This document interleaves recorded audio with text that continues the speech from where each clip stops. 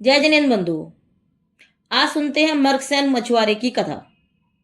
किस प्रकार एक मछुआरे ने दृढ़ संकल्पी होकर नियम पालन किया और अगले भाव में जिन धर्म के प्रभाव से समाधि पूर्वक प्राण त्याग कर सर्वार्थ सिद्धि का श्रेष्ठ सुख प्राप्त किया। अवंती देश में शिरोश नाम का छोटा सा गांव था, जिसकी सुंदरता तथा सुख समृद्धि की स्पर्धा स्वर्ग को भी पराजित करती थी। वहां मर्कसैन नाम का एक मछुआरा रहता था। एक दिन वह अपने कंधे पर जाल लटकाकर मछलियां मारने के लिए शिप्रा नदी की तरफ जा रहा था। महाभाग्य से उसे मार्ग में यशोदा नामक मुनिराज के दर्शन हुए। अनेक राजा महाराज जिनके चरणों की उपासना करते थे, उन मुनिराज के पास वस्त्र आभूषण नहीं थे, परंतु उनके सम्यक दर्शन, सम्यक ज्ञान, सम्यक चारित्र रूपी अमूल्य रत्नों से विभूषित शरीर में से तेज किरणें निकल रही थी। मुनिराज को देखते ही मछुआरे के हृदय में श्रद्धा उत्पन्न हो गई। वह कंधे से जाल को दूर करके मुनिराज के समीप गया और उनके चरणों में भक्तिपूर्वक मस्तक झुकाकर प्रार्थना करने लगा। हे भगवान, आप मुझे कोई व्रत दें जिससे मेरा जीवन सफल हो जाए। इतना कहकर वह विनय पूर्वक मुनिराज के समीप बैठ गया। मुनिराज ने उसकी तरफ देखा और विचार किया कि इस महाहिंसक के परिणाम आज अचानक कोमल कैसे हो गए। सत्य है कि भविष्य में जो कुछ इष्ट अनिष्ट होना होता है, उस अनुसार ही जीवों का मन भी क्रमशः पवित्र अपवित्र बनता है। तत्पश्चात अवधि ज्ञान से आगामी घटनाक्रम को जानते हुए मुनिराज को उस पर अत्यंत करुणा उत्पन्न हुई। उन्हें ज्ञात हुआ कि अब इस मछुआरे की जीवन लीला थोड़े ही समय में समाप्त होने वाली है। अतः उन्होंने दया द्रवित होकर करुणा से कहा, हे भव्य, मैं तुझे एक उपदेश देता हूं, उसका पालन तो जीवन भर करना। वह यह है कि तेरी जाल में पहली बार जो जीव आए उसे छोड़ देना, और वह पहली बार छोड़ा हुआ जीव जितनी भी बार तेरे जाल में आवे उसे छोड़ देना। बस इसी एक नियम का तू पाप से दूर कर रहेगा। मछुआरे ने मुनिराज के मोक्षदायक शब्दों को सुनकर अत्यंत प्रसन्नता पूर्वक यह व्रत स्वीकार कर लिया। देखो, जो गुरु आज्ञा को समझकर पालन करते हैं तथा विश्वास रखते हैं, वे अवश्य पृथ्वी पर सब प्रकार के सुख को पाकर अंत में मोक्ष सुख को प्राप्त करते हैं। व्रत धारण करके मर्कसैन नदी के किनारे आया और नदी में अपनी जाल डाल दी। भाग्यवश उस समय एक बड़ी मछली जाल में फंस गई। उसने जाल में से निकालकर अपने गुरु की आज्ञा अनुसार उस मछली के कान में कपड़े की ध्वजा बांधकर वापस नदी में छोड़ दिया। उसने दोबारा अपनी जाल फेंका, तब भी वही बड़ी मछली उसके जाल में आई। इस प्रकार 5 बार वह मछली आई और उसने उसे छोड़ दिया। उसने मन में दुखी न होकर दृढ़तापूर्वक अपने व्रत का पालन किया। इधर संध्या काल का समय हो गया था। पक्षीगण भी अपने अपने घोंसलों में शरण लेने जा रहे थे। निरुपाय होकर मर्कसैन भी अपने घर की ओर चल दिया। रास्ते भर वह गुरु प्रदत्त मंत्र का स्मरण करता रहा। उसकी पत्नी उसे खाली हाथ आया देखकर अत्यंत दुखी हुई। उसने क्रोधित होकर दरवाजा बंद कर लिया और अंदर चली गई। सत्य है कि पति का प्रेम होने पर भी नीच स्त्रियों का व्यवहार ऐसा ही होता है। अपनी स्त्री का ऐसा दुर्व्यवहार देखकर मर्कसैन कर्तव्य विमूढ़ होकर घर के बाहर एक पुरानी लकड़ी पर पंच नमस्कार मंत्र का स्मरण करके सो गया। आयु पूर्ण हो जाने से रात्रि में सर्प के डसने के कारण उसकी मृत्यु हो गई। अरे रे! सूर्यास्त के साथ साथ उसकी पत्नी का सौभाग्य सूर्य भी अस्त हो गया। जब प्रातःकाल उठकर पत्नी ने पति को देखा तो उसके दुख का पार नहीं रहा। वह छाती पीट पीट कर रोने लगी। रात्रि में काल रूपी अंधकार ने उसके पति के जीवन का अंत कर दिया था। अतः उसने निदान किया कि दूसरे जन्म में भी यही मेरा स्वामी हो। तत्पश्चात उसने अपने पति के साथ अग्नि में प्रवेश करके अपघात कर अपनी जीवन यात्रा समाप्त कर ली। विशाल नगरी में राजा विशंबर राज्य करता था। उसकी पत्नी का नाम विषगुणा था। उसी राज्य में गुणपाल नाम का एक सेठ रहता था।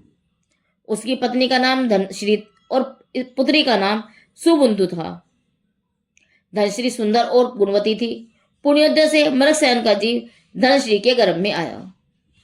उसी राजा का नरम भरम नाम का एक मंत्री था। उसके पुत्र का नाम नरम धरम था। मंत्री ने राजा से प्रार्थना की कि हे राजन, सेठ गुणपाल की पुत्री सुबंधु के साथ मेरे पुत्र का विवाह करा दो। राजा ने मंत्री पुत्र के लिए गुणपाल से इस संबंध के लिए आग्रह किया, परंतु गुणपाल अपनी पुत्री का विवाह नरम धर्म के समान कुकर्मी से नहीं करना चाहता था, और राजा से बचने का उपाय तो राज्य परित्याग के सिवाय अन्य कुछ था ही नहीं। अतः उसने अपने मित्र श्रीदत्त के पास अपनी सहगर्भा पत्नी को छोड़कर पुत्री और थोड़े से धन के साथ राज्य का परित्याग करके कौशाम्बी नगरी में जाकर शरण ले ली। श्रीदत्त के घर के समीप एक जैन श्रावक रहता था। एक दिन शिवगुप्त और मुनिगुप्त नामक दो मुनिराज आहार के लिए पधारे। जब आहार करके मुनिराज वापस जंगल में जाने लगे तो अन्यासी मुनिगुप्त की दृष्टि धनश्री पर पड़ गई। वह उस समय सोचने दशा में श्रीदत्त के आंगन में खड़ी थी। कवि की कविता के समान उसकी दयनीय दशा देखकर मुनिगुप्त ने शिवगुप्त मुनिराज से कहा, प्रभो, इसकी दुर्दशा देखकर लगता है कि निश्चित इसके गर्भ में किसी अभागे का जन्म होना है। शिवगुप्त ने मुनिगुप्त मुनिराज से कहा, तुम्हारा यह अनुमान मिथ्या है। इसके गर्भ से तो एक प्रबल प्रतापी महात्मा जिन धर्म के पूर्ण ज्ञाता पुत्र का जन्म होगा, जो राज सम्मान का पात्र होगा। यद्यपि उसका जन्म वैश्य कुल में होगा, तथापि उसका विवाह राजा विशंबर की राजपुत्री के साथ होगा और राजवंश उसकी सेवा करेगा। मुनिराज की भविष्यवाणी सुनकर ईर्ष्यालु श्रीदत्त हृदय से कोसने लगा। यद्यपि वह शेठ गुणपाल का मित्र था, तथापि जात्री भाइयों की महत्ता नहीं देख सका और उसने जन्मते ही बालक को मारने का निश्चय कर लिया। सत्य ही कहा है, दुर्जन शत्रु अकारण मित्र बन जाते हैं। पहले तो श्रीदत्त विचारी धनश्री को अत्यंत दुखी करता था, परंतु अब वह उसके साथ अत्यंत प्रेम का व्यवहार करने लगा। प्रसव काल का समय आने पर धनश्री ने पुत्र को जन्म दिया, परंतु वह प्रसव की वेदना से मूर्छित हो गई। पापी श्रीदत्त तो इसी अवसर की प्रतीक्षा कर रहा था। उसने विचार किया कि बालक तेजस्वी है और आश्रय देने वालों का विनाश करने वाला है, अतः इसे मार ही देना चाहिए। उसने प्रसिद्ध कर दिया कि धनश्री के मरा हुआ पुत्र उत्पन्न हुआ है। फिर उसने बालक को एक हरिजन को देकर कहा, इसे ले जाकर मार दे। हरिजन उसे ले गया, परंतु बालक का तेज देखकर उसके प्रति दया आ गई। इस कारण उसे सुरक्षित स्थान पर रखकर वह अपने घर आ गया। सेठ श्रीदत्त की एक बहन थी। उसका विवाह सेठ इंद्रदत्त के साथ हुआ था। उसके कोई संतान नहीं थी। बालक के पूर्व उपार्जित पुण्य के उदय से सेठ इंद्रदत्त माल बेचकर उसी मार्ग से निकल रहा था जिस मार्ग पर उक्त बालक था। रास्ते में गवाले के मुख से उस बालक की हालत सुनकर जहां बालक था वहां गया। बालक का अनुपम सौंदर्य और तेज देखकर सेठ बहुत प्रसन्न हुआ और हर्षपूर्वक बालक को गोद में लेकर घर आ गया। जैसे आंख प्राप्त होते ही अंधे को और खोई हुई मणि मिलने से मणिधर सर्प को सुख होता है, उसी प्रकार बालक की प्राप्ति से प्रसन्नता के उपलक्ष्य में सेठ ने उसका नाम धन कीर्ति रखा। बहुत उत्सव किया और याचकों को दान दिया। जब इस घटनाक्रम का पता पापी श्रीदत्त को लगा तो वह अपने बने हुए के घर गया और मायाचारी से भरपूर बातें बनाकर बहन और भांजे धन कीर्ति को लेकर अपने घर आ गया। यह अक्षरशः सत्य है कि दुष्ट लोगों के मन में कुछ रहता है और वे करते कुछ हैं। सज्जनों का मन, वचन और कर्म एक समान होता है, यही सज्जनों और दुर्जनों में अंतर है। पापी श्रीदत्त भी इसी श्रेणी का दुष्ट था, अतः वह निसहाय बालक के खून का प्यासा हो गया था। इस बार भी उसने एक चांडाल को कुछ लोभ देकर बालक को मारने के लिए सौंप दिया, परंतु चांडाल को बालक की सुंदरता पर दया आ गई। उसने उसे पहाड़ की गुफा में जाकर रख दिया। संध्या के समय जब ग्वाले गायों को चराकर वापस आ रहे थे, तब थोड़ी सी गाय उसी गुफा की ओर चली गई। उस समय लोगों ने देखा कि गाय बालक को घेरकर खड़ी हैं और अपने थनों में से दूध टपक रहा था। ये समाचार उन्होंने अपने मुखिया गोविंद को दिए। उसके भी कोई संतान नहीं थी, अतः वह बालक को अपने घर ले आया और पुत्रवत उसका पालन पोषण करने लगा। वह बालक रूप में रतिपति कामदेव को भी लज्जित करता था। नीलकमल के समान उसके विकसित नेत्रों को देखकर भ्रमर भी अपनी मधुर संकार से पराग के भ्रम में हमेशा उसके कान के पास गूंजते थे। इस प्रकार जैसे जैसे वह बालक दूज के चंद्रमा के समान वृद्धिगत होता गया, वैसे वैसे समस्त कलाएं उसके पास आती जा रही थी। एक दिन पापी श्रीदत्त गोविंद के यहाँ घी लेने के लिए आया। धन कीर्ति पर नजर पड़ते ही वह उसे पहचान गया और थोड़ी सी जो शंका थी वह लोगों से पूछकर दूर हो गई। वह दुष्ट उसे मारने का षड्यंत्र करने लगा। उसने गोविंद से कहा, भाई, मुझे एक अत्यंत आवश्यक कार्य है। यदि आज्ञा हो तो मैं तुम्हारे पुत्र के हाथ मेरे घर पर एक पत्र भेज दूं। गोविंद ने सहज भाव से आज्ञा दे दी। सत्य है, सरल चित्त लोगों को दुष्ट लोगों की दुष्टता का पता शीघ्र नहीं पड़ता। पापी श्रीदत्त ने पत्र में लिखा, पुत्र महाबल, यह पत्रवाहक भविष्य में अपने कुल को भस्मीभूत करने वाला है। यह मलय अग्नि के समान भयंकर है, जो सामर्थ्यवान होते ही अपना सर्वनाश कर देगा। अतः तू गुप्त रीति से तलवार या मूसल से इसका काम तमाम कर देना और यह कार्य अत्यंत सावधानी से करना, जिससे किसी को पता न चले। कुमार धन कीर्ति ने पत्र को लेकर अपने गले में पहने हुए हार के साथ बांध लिया और निर्भय होकर वहां से चल निकला। चलते चलते थक जाने से मार्ग में एक वृक्ष के नीचे सो गया। उसी समय एक अनंत सेना नामक वेश्या वहां फूल तोड़ने आई। उसने कुमार के गले में एक पत्र देखा। उसकी इच्छा हुई कि इस पत्र में क्या लिखा है, जरा पढ़ूं तो सही। पत्र पढ़ते ही वह चकित रह गई। उसने कुमार की सुंदरता और पत्र प्रेषक की निष्ठुरता पर बहुत देर तक विचार किया। अंत में उसने उन लिखे हुए अक्षरों को अत्यंत सावधानी पूर्वक मिटाकर उनके स्थान पर अपनी आंख में आए हुए काजल को सली से निकालकर ऐसे लिखा, हे प्रिय, अब अगर तुम सच में मुझे अपना स्वामी मानती है और पुत्र महाबल तू मुझे अपना पिता मानता है, तो इस पत्रवाहक के साथ शीघ्र ही अपनी बहन श्रीमती का विवाह करा देना। ऐसे सुयोग्य वर की प्राप्ति महाभाग्य से हुई है। इस कार्य में मेरी जरा भी अपेक्षा नहीं रखना, क्योंकि संभव है मुझे वहां आने में विलंब हो जाए। ध्यान रहे, वर के मान सम्मान में किसी प्रकार की कमी नहीं होनी चाहिए। इस प्रकार पत्र लिखकर अनंत सेना ने उसे यथास्थान बांध दिया और वापस अपने घर चली आई। उसके जाने के बाद कुमार की आंखें खुली और वह शीघ्रता से श्रीदत्त के घर की ओर चलने लगा। वहां पहुंचकर उसने श्रीदत्त की पत्नी के हाथ में वह पत्र दिया। उस पत्र को श्रीदत्त के पुत्र महाबल ने भी पढ़ा। पढ़कर उन दोनों के आनंद की सीमा नहीं रही और उन्होंने शुभ मुहूर्त में श्रीमती के साथ कुमार धन कीर्ति का विवाह करा दिया। देखो, वस्तु स्वभाव के परिणाम की स्वतंत्रता, जो होना है वह होकर रहता है, उसमें कोई हेर फार नहीं कर सकता।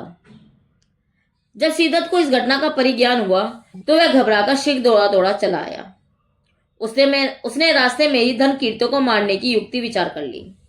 गांव के बाहर पार्वती का एक मंदिर था। वहां उसने एक मनुष्य के साथ धन कीर्ति को मारने का निश्चय किया। घर आकर उसने पार्वती की पूजा के लिए सामग्री देकर कुमार को भेजा, परंतु जिसकी आयु शेष हो उसे कोई नहीं मार सकता और जिसका मरण काल आ जाता है उसे कोई बचा नहीं सकता। यह शाश्वत सत्य सिद्धांत है। धन कीर्ति तुरंत आज्ञा शिरोधार्य करके नगर के बाहर गया, परंतु रास्ते में उसका साला महाबल आ रहा था। उसने कुमार को पूजा की सामग्री के साथ वापस घर भेज दिया। एक कहावत है कि पिता के पुण्य से संतान की वृद्धि होती है और पिता के अधर्म से संतान का अपतन होता है। श्रीदत्त के पाप ने पुत्र पर हाथ साफ कर दिया। पिता के पाप आचरण से निरपराध महाबल मंदिर में जाते ही मारा गया। पुत्र की मृत्यु से श्रीदत्त अत्यंत दुखी हुआ। उसने अपनी पत्नी से धन कीर्ति को मारने की युक्ति पूछी। पत्नी ने कहा, तुम निश्चिंत रहो, अब तुम सठिया गई हो, तुम्हारी बुद्धि शिथिल हो गई है, मैं उसका काम तमाम कर दूंगी। ऐसे कहकर उसने 2 प्रकार के लड्डू बनाए, एक तो उज्जवल और एक मटमैले।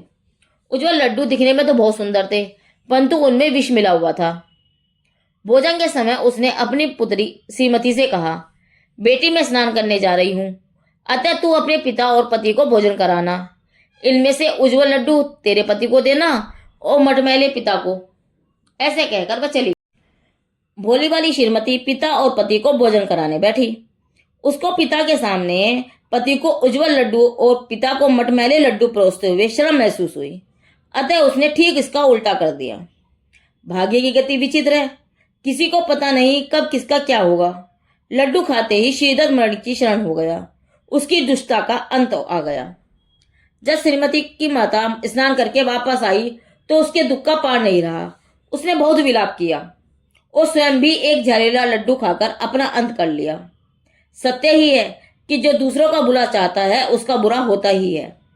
यह अटल और अविचल नियम है। यदि कोई तुम्हारी बुराई करता है उसकी भी तुम बुराई करो, तुम्हें अपनी अच्छी बुराई का प्रतिफल अवश्य प्राप्त होगा और उसको उसकी बुराई का। धन कीर्ति की प्रतिष्ठा और सरलता का परिचय महाराज विशंबर के कानों तक पहुंच गया। उन्होंने अत्यंत प्रसन्न होकर अपनी पुत्री का विवाह धन कीर्ति के साथ कर दिया। राजा ने उसे दहेज में बहुत धन संपत्ति तो दी ही, राज सेठ पद पर भी उसको नियुक्त कर दिया। सत्य ही है कि संसार में ऐसी कोई वस्तु साध्य नहीं है जो जिन धर्म के प्रभाव से प्राप्त न हो। जब धन कीर्ति के वार्षिक पिता शेर गुणपाल को अपने भाग्य के समाचार ज्ञात हुए तो वह शीघ्र कौशाम्बी से उज्जैन के लिए रवाना हो गए। काफी लंबे समय के बाद पिता पुत्र का मिलन हुआ। अब धन कीर्ति अनेक भोगों को भोग करता हुआ सुख चैन से अपना जीवन व्यतीत करने लगा। साथ ही साथ अपने कर्तव्य से भी विचलित नहीं हुआ। दीन दुखियों की सहायता, देवाराधना, स्वाध्याय, अध्ययन आदि उसके जीवन का एकमात्र लक्ष्य बन गया था।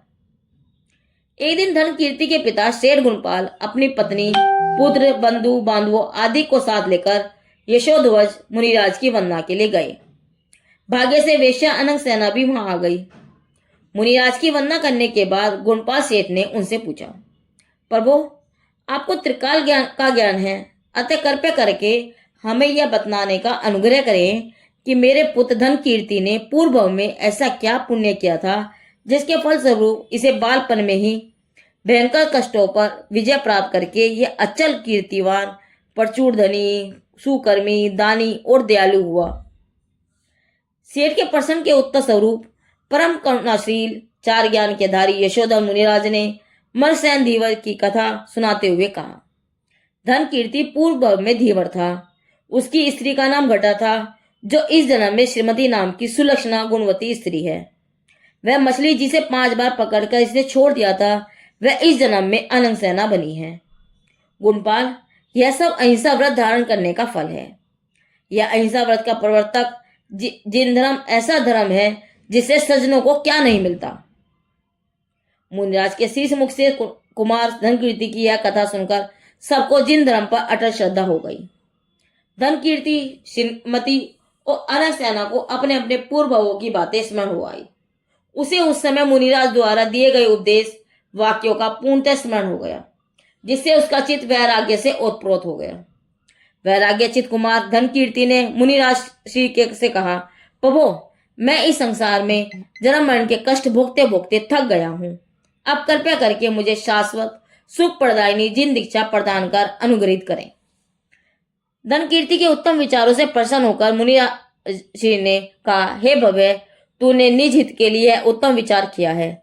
वस्तुतः इस शरण संसार में एकमात्र निज शुद्ध आत्मा ही सारभूत शरणभूत तत्व है। तू निज शुद्ध आत्मा की उत्कर्ष आराधना के लिए जिन दीक्षा अंगीकार कर। गुरु के अनुग्रह से धन कीर्ति ने अपने हाथों से केशरोच करके मिथ्यात, कसाय आदि अंतरंग और वस्त्र आदि बाह्य परिग्रह का त्याग करके जिन दीक्षा धारण कर ली।